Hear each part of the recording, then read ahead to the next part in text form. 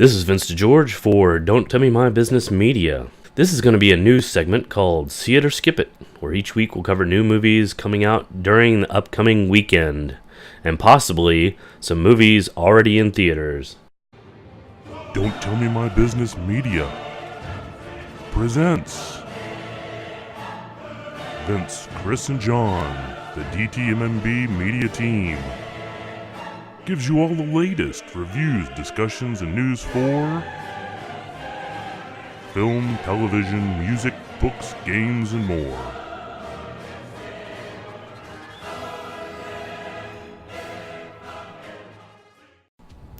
Okay, let's get started. This is a pretty light week for releases, with only one major movie coming out, being Riddick, starring Vin Diesel. The question on whether you should see this movie should be fairly easy. Did you enjoy the original Pitch Black, or how about the sequel, The Chronicles of Riddick? If you did, this should be an easy see it for you. If you're not familiar with his other movies, they're somewhat violent, but usually not bad. I would say since this is the only real release of the weekend, you might want to consider it. One thing that may give you pause though, the director of this film, David Twohy, also wrote Waterworld. Overall, I would give it a see it. So watch out for surprise attacks. What is it?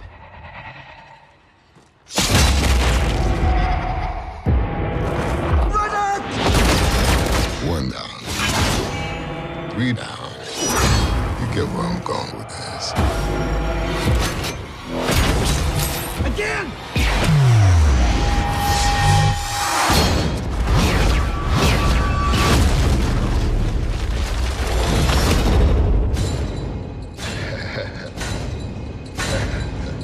Hold him down.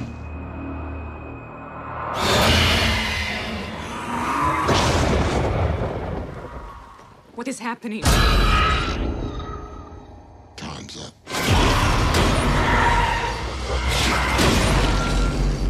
Yeah, let's cut him loose.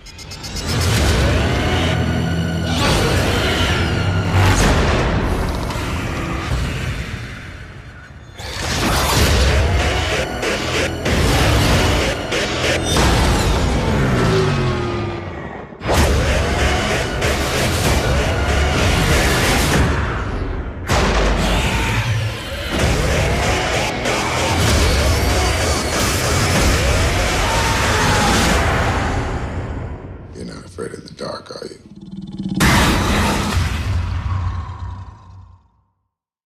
Next up is a movie that will have a limited release, Salinger.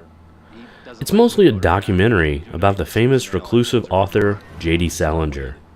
It features stars like Philip Seymour Hoffman, Edward Norton, John Cusack, Martin Sheen, and more, discussing the impact that Salinger had on modern culture, especially his book, The Catcher in the Rye. The movie gives an inside look at what was known about the author, including why he may have given it all up and stopped writing. Not much work by the director Shane Salerno to give an idea about the quality of the movie, but the subject matter alone should pique the interest of anyone who loves the work of Salinger. While I know seeing this movie will likely get you on an FBI list somewhere, I'll still give it a see it. He became the Howard Hughes of his day. Mystery. We all like a mystery. The Second World War created J.D. Salinger. There was a lot of mystery about what he did in the army. Very few people have seen as much death. Salinger suffered a nervous breakdown. He's got this concrete bunker where he works. He has a very fanatical readership. If one person used something I had written as their justification for killing somebody, I'd say, God, people are crazy. I was literally living inside of J.D. Salinger's A Catcher in the Rye. But if 3 people used something I had written as justification, I would be very, very troubled by it. He wanted nothing to come between him and his characters. They were real for him. He moved them about the stage like God. You cannot dismiss the issues of his private life. People heard him, people he trusted. He said, "You have ruined my life." I saw 2 manuscripts. What's in that vault? If someone cracks that code, man, it's going to be the story of the century. Writing a book is a horrible, exhausting struggle. One would never undertake such a thing if one were not driven by some demon. And he had demons.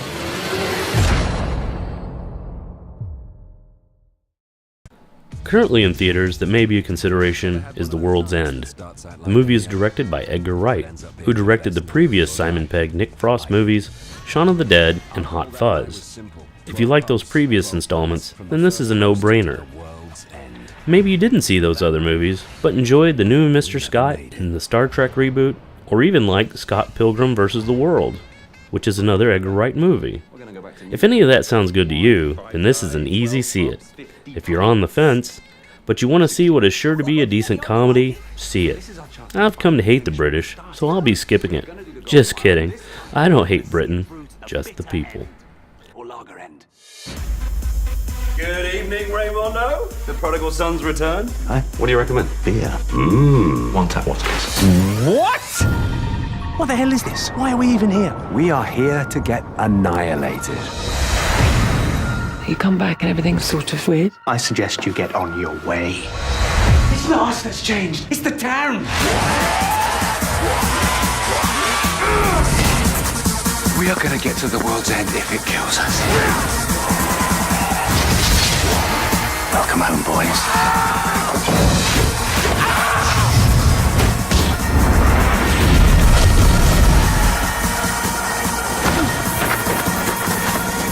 Oh, no. The world's end. What do we do? Let's finish our drinks.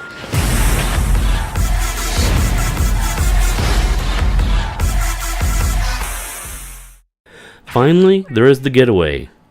The title is close to what I feel about this movie, which is Stay Away.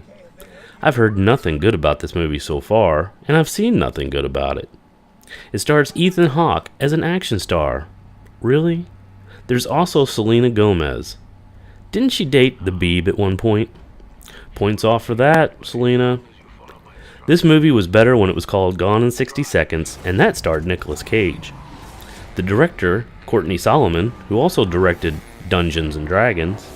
However, he did name his production company Sweet Pea Entertainment after Elvis's mother's dog, so that's pretty cool.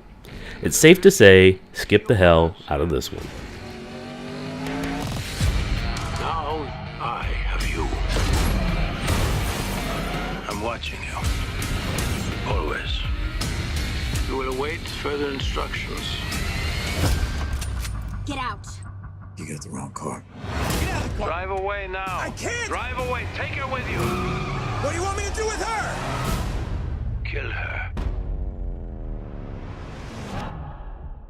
I'm not a killer. Good. You will need her help if you want your wife back. I'm going to make you an offer. What is he after? I don't know. Do exactly as I say, and your wife lives. She's beautiful. Refuse or get caught, the game is over. She dies. The clock is ticking. What happens when this is done? Why would he even give her back to you? It seems like an obvious choice to me. Hold on! But I give you a moment to think about it. I'm not dying for you. 5, 4, 3. I need to be told that she is all right. 2. And when this is gonna be over.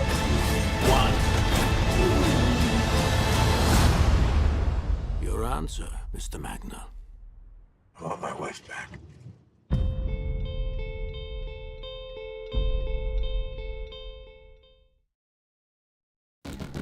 Bonus round. Planes is still in theaters, and if you have kids, do you really have a choice but to see anything else? While I don't believe it's up to snuff with the rest of the Pixar offerings, it simply can't be horrible. You just have to wonder what's next though. Probably trains and boats. Supposedly Cars is a huge cash cow for Disney merchandising. I guess for the little NASCAR kids. I'm not sure they thought the appeal of this one all the way through though. But if you have kids, see it. If you don't have kids, what in the hell are you doing at a kids movie, you creep?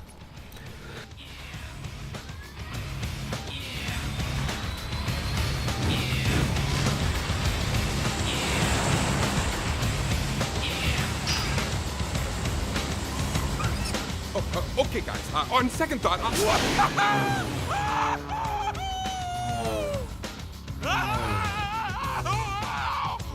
You think you'll be okay? Yeah, I think so.